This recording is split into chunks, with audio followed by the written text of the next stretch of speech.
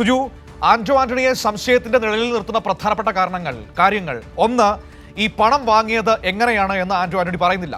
2 കോടി വാങ്ങിയോ എന്ന് ചോദിക്കുമ്പോൾ തുക എത്രയാണെന്ന് ആന്റോ ആന്റണി പറയുന്നില്ല. എന്നാൽ പണം വാങ്ങിയതായി സമ്മതിക്കുകയും ചെയ്യുന്നുണ്ട്. പണം വാങ്ങിയതായി സമ്മതിക്കുന്ന ആന്റോ ആന്റണിക്ക് ആ പണം എത്രയാണ് എന്ന് സമ്മതിക്കാൻ മടിയുള്ളത് എന്തുകൊണ്ടാണ്? അക്കൗണ്ട് വഴിയാണോ പണം വാങ്ങിയത് എന്ന ചോദ്യത്തിൽ നിന്ന് ഒഴിഞ്ഞു മാറുന്നത് എന്തുകൊണ്ടാണ്? ഇതൊക്കെയല്ലേ പ്രധാനമായും സംശയങ്ങളുടെ ശക്തി കൂട്ടുന്നത്? മനു, ഈ കാര്യം പറയുമ്പോൾ അതിനു മുമ്പായിട്ട് തന്നെ സംസ്ഥാനത്ത് ആദ്യമായി ഒരു രാഷ്ട്രീയ നേതാവ് ആന്റോ ആന്റണി അനധികൃതമായി പണം കൈപ്പറ്റിയിട്ടുണ്ട്, അല്ലെങ്കിൽ 2 കോടി രൂപ മേടിച്ച വിവരം ആരോപണം ഉന്നയിക്കുന്ന CPIM-ന്റെ സംസ്ഥാന കമ്മിറ്റി അംഗം KP ഉദയഭാനുവാണ്. ഉദയഭാനു നമ്മോടൊപ്പം ചേരുന്നുണ്ട്. മനു, ഈ വിഷയത്തിൽ കൂടുതൽ പ്രതികരണത്തിനായി അങ്ങാണ് ആദ്യം പറഞ്ഞത് ഇത്തരമൊരു ആരോപണം ഉന്നയിച്ചത് ആന്റോ ആന്റണി പണം മേടിച്ചിട്ടുണ്ടെന്ന്. ഇപ്പോൾ ആ ആരോപണം ശരിയെന്ന തരത്തിലേക്കല്ല വരുന്നത്. ഞാൻ ഉന്നയിച്ച ആരോപണം ശരിയാണെന്ന് വളരെ വ്യക്തമായി. ഇന്നലെ NN രാജു തന്നെ പത്രസമ്മേളനം വിളിച്ചിട്ട് ആന്റോ ആന്റണി MP-ക്ക് 2 കോടി രൂപ കൊടുത്തിട്ടുണ്ടെന്ന് പറഞ്ഞിട്ടുണ്ട്. അതിനെ സംബന്ധിച്ച് ആന്റോ ആന്റണി പറഞ്ഞത്, ഞാൻ തിരഞ്ഞെടുപ്പ് കാലത്ത് കാശ് വാങ്ങിച്ചിട്ടുള്ളതെന്നാണ് പറഞ്ഞത്. തിരഞ്ഞെടുപ്പ് കാലത്ത് പൈസ വാങ്ങിക്കുമ്പം 20,000 രൂപ കൂടുതൽ പൈസയായിട്ട് വാങ്ങിക്കാൻ പറ്റത്തില്ല. വാങ്ങിച്ചത് ചെക്കായിട്ടാണ്, അക്കൗണ്ടിലാണ്. എന്ന് മാത്രമല്ല, ഈ പൈസ തിരഞ്ഞെടുപ്പ് ചെലവിൽ കാണിച്ചിട്ടുണ്ടോ, ഇലക്ഷൻ കമ്മീഷന് കൊടുത്ത കണക്കിൽ ഇത് ഉൾപ്പെടുത്തിയിട്ടുണ്ടോ, ഇതെല്ലാം വളരെ വിശദമായി പരിശോധിക്കേണ്ട കാര്യമാണ്. തെരഞ്ഞെടുപ്പ് കമ്മീഷൻ ഞങ്ങൾ പരാതി കൊടുക്കും ഇതിനെ സംബന്ധിച്ച്. വളരെ പ്രധാനപ്പെട്ട തെരഞ്ഞെടുപ്പ് കമ്മീഷന് പരാതി CPIM കൊടുക്കും, 12 ജില്ലാ കമ്മിറ്റി കൊടുക്കും അല്ലേ? കൊടുക്കും. അതായത് അതിന് കാരണം ഒന്ന്, ഈ പൈസ വാങ്ങിക്കുന്നതിനെ സംബന്ധിച്ച് എങ്ങനെയാണ് അതിൻ്റെ രേഖകൾ വേണമല്ലോ. ചെക്ക് ആവണം, അല്ലെങ്കിൽ അക്കൗണ്ട് ആവണം. ഇത്രയും വലിയ തുക നേരിട്ട് വാങ്ങിക്കാൻ പറ്റത്തില്ല.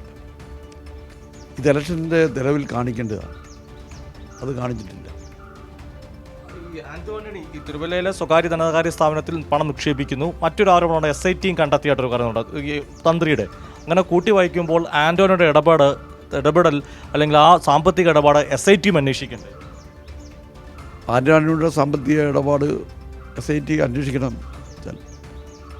അദ്ദേഹം പറഞ്ഞത് ഈ ബാംഗ്ലൂരിൽ കാശ് കിട്ടാനുണ്ട്, അവിടെ നിന്ന് കൊടുക്കുക. അതാ അതായത് ബാംഗ്ലൂരുമായി ബന്ധപ്പെട്ട് ഈ പോറ്റിക്ക് ഇവിടെ വസ്തു കച്ചവടമൊക്കെ ഉണ്ടെന്നാണ് പറയുന്നത്. അന്നേരം ഇതെങ്ങനെയാണ് ബാംഗ്ലൂരിൽ ഈ തുക ഇതിനു വേണ്ടിയുള്ളത്? ബാംഗ്ലൂരിൽ നിന്ന് പൈസ കിട്ടുമ്പോൾ കൊടുക്കാവുന്നതാണ് അദ്ദേഹം പറഞ്ഞത്. NN രാജുവിന് കൊടുക്കാവുന്ന പറയാൻ സാധിക്കും. അതൊക്കെ ബാംഗ്ലൂരിൽ എവിടെ നിന്നാണ് പൈസ? ഇതെല്ലാം വളരെ അതാണ് ഈ സാമ്പത്തിക ഏർപ്പാടുകളെ സംബന്ധിച്ചും വളരെ വിശദമായി SIT അന്വേഷിക്കണം. അങ്ങ് പറഞ്ഞ വളരെ ഗൗരവമാണ്. അതായത് ആന്റോ ആന്റണി ബാംഗ്ലൂരിലെ ഭൂമി വിറ്റതും അല്ലെങ്കിൽ ബാംഗ്ലൂരിൽ നിന്ന് പണം ലഭിക്കും, എങ്ങനെയാണ് പറഞ്ഞത്? ബാംഗ്ലൂരിൽ നിന്ന് ഭൂമി വിൽക്കുമ്പം അവിടുന്ന് പൈസ കിട്ടാനുണ്ട്. ആ പൈസ കിട്ടുമ്പോൾ കൊടുക്കാമെന്നാണ് പറഞ്ഞത്. ബാംഗ്ലൂർ എവിടെ നിന്നാണ് പൈസ? അതെല്ലാം വളരെ വ്യക്തമാവുണ്ട്. പോറ്റിക്കും ബാംഗ്ലൂർ ബന്ധമുണ്ട്. ഇതെല്ലാം ചേർത്ത് അന്വേഷിക്കണം. ഇതെല്ലാം പരസ്പരം അന്വേഷിക്കേണ്ട വിഷയങ്ങളാണ്. അന്വേഷണം ആന്റോ ആന്റണിയിലേക്ക് വരണമെന്നാണ് അങ്ങ് പറയുന്നത്. ഈ അന്വേഷണം ആന്റോ ആന്റണിയിലേക്ക് വരണം. ആന്റോയ്ക്കെതിരെ ED അന്വേഷണം ആരംഭിച്ചെന്ന് അറിയാൻ സാധിച്ചത് അതൊരു ഇതാണ്. കാരണം ആന്റോയ്ക്കും കോൺഗ്രസിനാണ് EDയെ സ്വാഗതം ചെയ്യുന്നത്. ഇപ്പോൾ ഒടുവിൽ ED കോൺഗ്രസിന് തന്നെ കുരുക്കാവുകയാണോ? അതാണ് ഇതിൽ ഉപ്പ് എന്നവരൊക്കെ വെള്ളം കുടിക്കട്ടെ, ഇതിൽ പങ്കാളികളായവരൊക്കെ പ്രതികളാവട്ടെ. വളരെ പ്രധാനപ്പെട്ട 2 കാര്യങ്ങളാണ് KP ഉദയഭാനു പറയുന്നത്. ഒന്ന്, ഈ വിഷയത്തിൽ തെരഞ്ഞെടുപ്പ് കമ്മീഷന് CPIM പരാതി കൊടുക്കും എന്നത് ഒന്നാമത്തെ കാര്യം.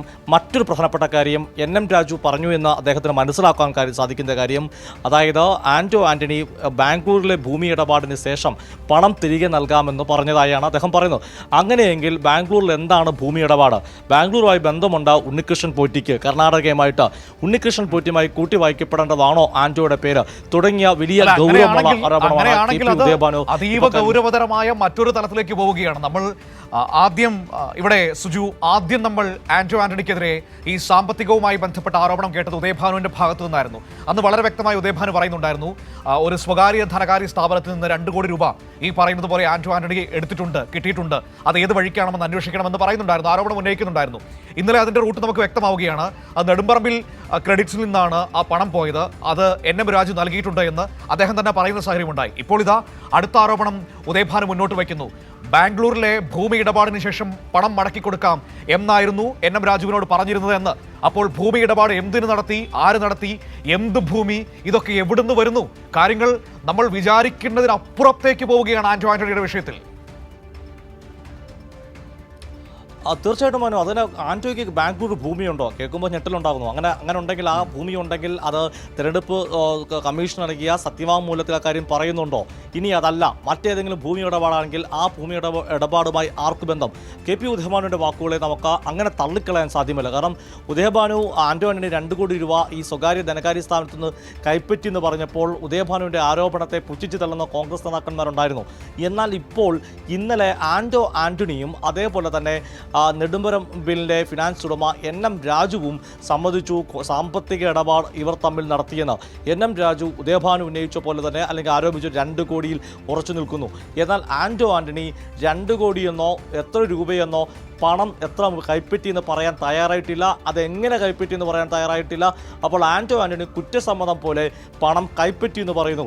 ഇപ്പോഴാ ഉദയഭാനു അടുത്ത പ്രധാനപ്പെട്ട ഒരു ആരോപണം ഉന്നയിക്കുന്നു. ബാംഗ്ലൂരിലെ വസ്തു ഇടപാടിന് ശേഷം പണം തിരികെ നൽകാമെന്ന് NM രാജുവിനെ ആന്റോ ആന്റണി അറിയിച്ചിരുന്നു. അങ്ങനെയെങ്കിൽ ആന്റോ ആന്റണിന് ഉത്തരം പറയേണ്ടിട്ടുണ്ട്. എവിടെയാണ് ആന്റോ ആന്റണിക്ക് ബാംഗ്ലൂരിൽ കർണാടകയിൽ ഭൂമി ഇരിക്കുന്നത്? ഏത് സാമ്പത്തിക ഇടപാടിന് ശേഷം പണം തിരികെ നൽകാമെന്നാണ് സമ്മതിച്ചെന്നുള്ള കാര്യം ഇനി വ്യക്തമാക്കേണ്ടത് ആന്റോ ആന്റണിയാണ്. ഏറ്റവും പ്രധാനപ്പെട്ടത് ഈ ആരോപണങ്ങളൊക്കെ തനിക്കെതിരെ വന്നിട്ടും അവർ കേസ് കൊടുത്താൽ ഞാൻ നിയമപരമായ മറുപടി കൊടുക്കാം, അല്ലാതെ തൻ്റെ ഭാഗത്തുനിന്നൊരു ഡിഫമേഷൻ കേസ് പോലും ഫയൽ ചെയ്യാൻ ധൈര്യം കോൺഗ്രസിൻ്റെ മുതിർന്ന നേതാവ് കൂടിയായിരിക്കുന്ന പത്തനംതിട്ട MP ആന്റോ ആന്റണിക്ക് ഇല്ല എന്നതാണ് മനു ശ്രദ്ധേയമായ കാര്യം.